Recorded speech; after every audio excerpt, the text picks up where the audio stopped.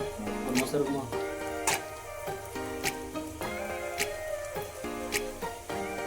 Uh-huh. Don't you think that I can see you anxiously?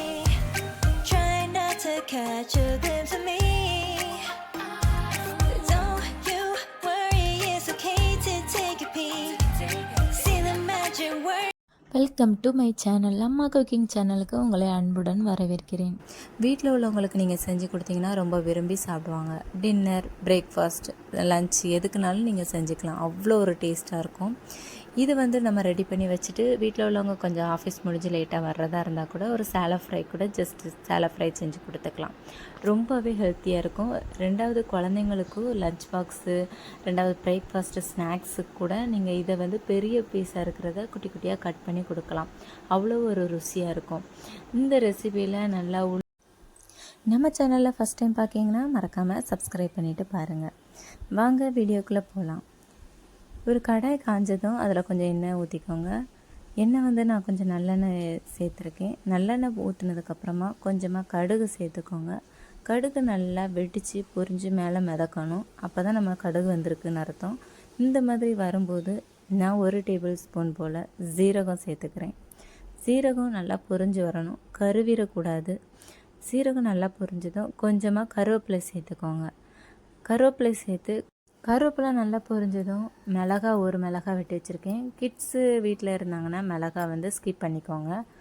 நான் ஒரு மிளகாயில் குட்டி குட்டியாக கட் பண்ணி அதை சேர்த்துருக்கேன். அதோடு நல்லா மிக்ஸ் பண்ணி விட்டுக்கோங்க. இப்போ மீடியம் சைஸ் வெங்காயத்தை, ஒரு வெங்காயம், பெரிய வெங்காயத்தை குட்டி குட்டியாக கட் பண்ணி எடுத்து வச்சுருக்கேன். அதையும் அதோடு சேர்த்து நல்லா கலந்து விட்டுக்கோங்க. நமக்கு வெங்காயம் நல்லா பொன்னிறமாக ஆகணும் அப்படின்ட்டு கிடையாது. கொஞ்சமாக அந்த கண்ணாடி பதத்துக்கு வந்தாலே போதும். இந்த நேரம் நம்மளுக்கு வெங்காயம் நல்லா கூட வதங்குறதுக்கு கொஞ்சமாக உப்பு சேர்த்து கலரி விட்டுட்டு மஞ்சள் தூள் சேர்த்துருக்கேன். ரெண்டாவது வத்தல் தூள் சேர்த்துருக்கேன். அப்புறமாட்டு கரம் மசாலா சேர்த்துருக்கேன். இந்த மசாலா எல்லாமே வெங்காயம் நல்லா கண்ணாடி பதத்துக்கு வந்ததுக்கப்புறம் நம்ம சேர்த்து நல்லா கலரி விட்டுக்கலாம். நல்லா கலர்னதுக்கப்புறமாட்டு நீங்கள் ஒரு 3 இல்லைன்னா 2 உருளைக்கிழங்கை மசிச்சு எடுத்து வச்சுக்கோங்க. நான் 2 விசில் விட்டு அவிச்சு எடுத்து வச்சுருக்கேன். இதையும் இதோடு நல்லா கலந்து விட்டுக்கலாம். ஏன்னா இந்த மசாலா இந்த உருளைக்கிழங்குல நல்லா கலரணும். கலந்து விட்டால் தான் நம்மளுக்கு அதோட டேஸ்ட்டு இன்னும் கொஞ்சம் ரொம்ப சூப்பராக இருக்கும். இந்த மாதிரி பார்த்திங்கன்னா தெரியும். இந்த மாதிரி நம்மளுக்கு ஒரு பதம் வரணும். அப்படி ஒரு வேளை கட்டியாக இருந்துச்சுன்னு உங்களுக்கு தெரிஞ்சிச்சுன்னா கொஞ்சமாக தண்ணி தெளிச்சுக்கோங்க. தண்ணி தெளித்து விட்டிங்கன்னா இன்னும் கொஞ்சம் நம்மளுக்கு அந்த ஒரு திக்னஸ் கிடைக்கும். திக்னஸில் இருந்து கொஞ்சம் ஒரு கிரேவி லாஸ்ட்டாக மல்லி இலை தூவி இறக்கிடுங்க. அப்புறம் பார்த்திங்கன்னா நம்ம மேலே கோட்டிங் கொடுக்கறதுக்காக கோதுமை மாவு தான் எடுத்திருக்கேன். நான் 2 கப்பு கோதுமை மாவு எடுத்திருக்கேன். கொஞ்சமாக நெய் சேர்த்துக்கிறேன் அதில்.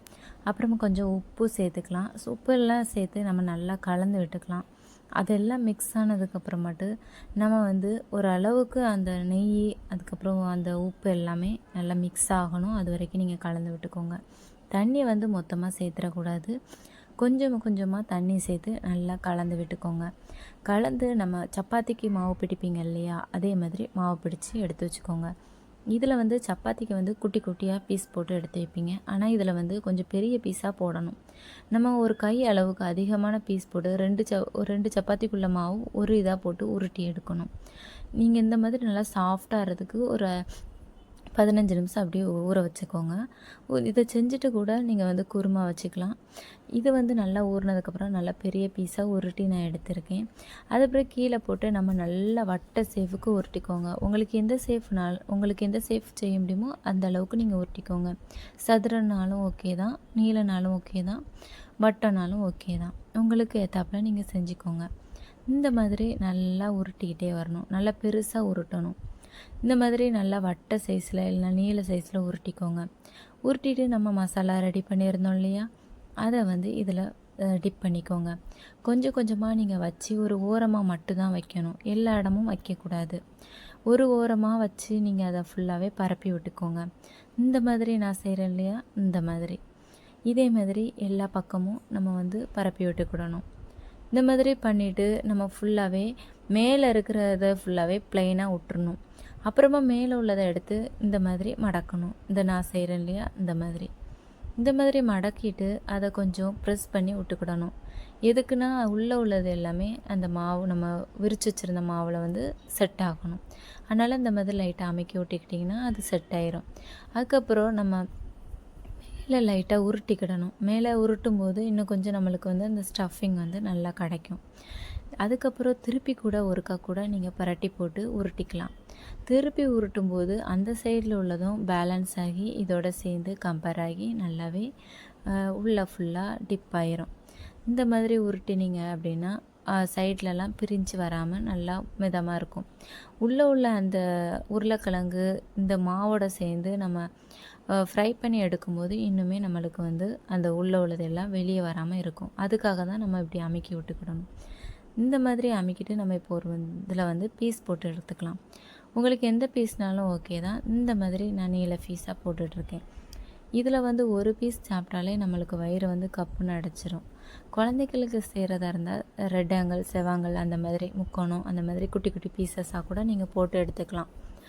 இந்த மாதிரி பார்த்திங்கன்னா நான் இந்த மாதிரி போட்டு எடுத்துக்கிறேன். இந்த மாதிரி எல்லா மாவுகளையும் உருட்டி எடுத்து நான் ரெடி பண்ணி எடுத்து வச்சிட்டேன். இப்போ வந்து ஒரு தவா எடுத்துக்கோங்க. தவா நல்லா காஞ்சதும் நம்ம வந்து ஆயில் சேர்த்துக்கலாம். கொஞ்சமாக ஆயில் போட்டு நம்ம வந்து தவா ஃப்ரை மாதிரி எடுத்துக்கலாம்.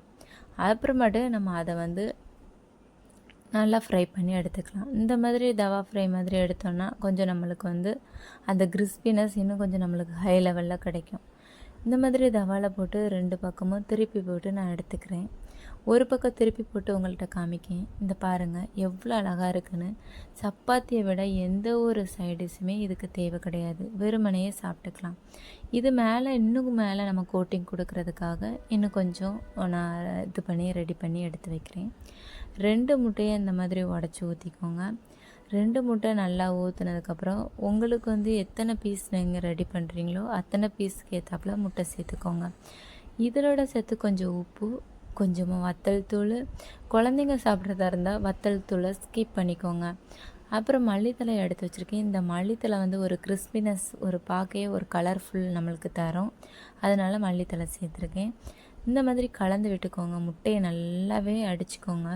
முட்டை வந்து நல்லா அடித்து செய்யும்போது தான் இன்னும் கொஞ்சம் நல்ல புஷ்ஷுன்னு இருக்கும் நம்மளுக்கு. இதுக்கு மேலே நான் வந்து மைதா மாவு எடுத்திருக்கேன். நீங்கள் மைதா மாவு வேண்டான்னா கோதுமை மாவு அந்த மாதிரி கூட எடுத்துக்கலாம். கோதுமை மாவு இல்லைன்னா உங்களுக்கு வந்து கார்ன்ஃப்ளவர் மாவு கூட நீங்கள் எடுத்துக்கலாம். உங்கள் விருப்பம்தான். நான் வந்து மைதா மாவு எடுத்திருக்கேன். இந்த மைதா மாவு நம்ம சேர்க்கும்போது மேலே வந்து அந்த கோட்டிங் வந்து நல்லாவே அதோட கப்புன்னு பிடிச்சிக்கும்.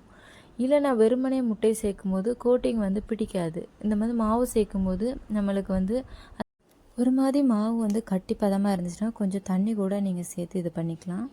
இந்த மாதிரி நான் வந்து தேய்ச்சி வச்சுருந்த பீசஸ் எல்லாத்தையும் இதோட டிப் பண்ணிக்கலாம். கொஞ்சம் கொஞ்சமாக சைடு நான் வந்து பிஞ்சிடக்கூடாது, நம்ம பார்த்து இது பண்ணணும். ஆல்ரெடி நம்ம வந்து அவிச்சு வச்சுருக்கிறதுனால கொஞ்சம் ஓரளவுக்கு தின்னமாக தான் இருக்கும். இப்போ வந்து 2 பக்கமும் திருப்பி திருப்பி போட்டு இந்த மாதிரி டிப் பண்ணி எடுத்துக்கலாம். டிப் பண்ணி நம்ம செய்யும்போது அந்த கோட்டிங் ஃபுல்லாகவே நல்லா ஒட்டாமல் நம்மளுக்கு பிரியாமல் அழகாக வரும். இந்த மாதிரி முட்டையும் இந்த மாதிரி சப்பாத்தி மாவும் சப்பாத்தி மாவும் சேர்ந்து செய்யும்போது நம்மளுக்கு ஒரு ஹெல்த்தியான ஒரு ரெசிபி நம்மளுக்கு கிடைக்கும். அப்புறம் நான் தவாவில் கொஞ்சம் ஆயில் விட்டுக்கிறேன். கொஞ்சம் ஆயில் வந்து கொஞ்சம் நிறையவே விட்டுக்கலாம். கொஞ்சம் பூரி பதம் நம்மளுக்கு கிடைக்கும். அந்த பூரி சேரும்ல அதே மாதிரி ஆயிலில் போட்டு நீங்கள் வந்து 2 பக்கமும் திருப்பி திருப்பி போட்டு எடுக்கும்போது டேஸ்ட் வந்து வேறு லெவல் டேஸ்ட்டாக இருக்கும் மக்களே. இது வந்து நீங்கள் வந்து ஒருக்கா ட்ரை பண்ணி பாருங்கள். ரொம்பவே சூப்பராக இருக்கும். இந்த மாதிரி நம்மளுக்கு 2வது பக்கமும் நம்ம திருப்பி போட்டுக்கலாம். ஒரு பக்கம் நல்லாவே வெந்துட்டு இன்னொரு பக்கம் நம்ம திருப்பி போட்டுக்கலாம். இந்த மாதிரி ஃப்ரை பண்ணி சாப்பிடும்போது அதோட டேஸ்ட் வந்து கூடுதலாக நம்மளுக்கு கிடைக்கும். இது வந்து நீங்கள் ரெடி பண்ணி வச்சுக்கிட்டு வீட்டில் இருந்து வேலை விட்டு லேட்டாக வர்றவங்களுக்கு இந்த மாதிரி டீப் ஃப்ரை வந்து லேட்டராக நம்ம செஞ்சு கொடுக்கலாம். இது வந்து சுட சுட சாப்பிட்டா இன்னுமே நம்மளுக்கு ரொம்ப டேஸ்ட்டாக இருக்கும். இந்த மாதிரி நல்லா அமுக்கி விட்டுக்கோங்க. அமுக்கி விடும்போது நல்லா புஷ்ஷுன்னு உள்ளேயே எலும்பி வரும். நம்மளுக்கு சூப்பராக ரெடி ஆகிட்டு. இந்த மாதிரி ரெசிபி நீங்கள் நிறைய பார்க்கணுன்னா நம்ம சேனலை வந்து மறக்காமல் சப்ஸ்கிரைப் பண்ணுங்கள். வெளியே வந்து நல்லா கிறிஸ்பியாக மொறுமொறுன்னு உள்ளே வந்து நல்லா சாஃப்டாக சூப்பராக நம்மளுக்கு ரெடி ஆகிட்டு. இந்த ரெசிபி உங்கள் வீட்டில் இருக்கிற எல்லாருமே விரும்பி சாப்பிடுவாங்க. குழந்தைங்க முதற்கொண்டு ரொம்ப விரும்பி சாப்பிடுவாங்க. தேங்க்யூ.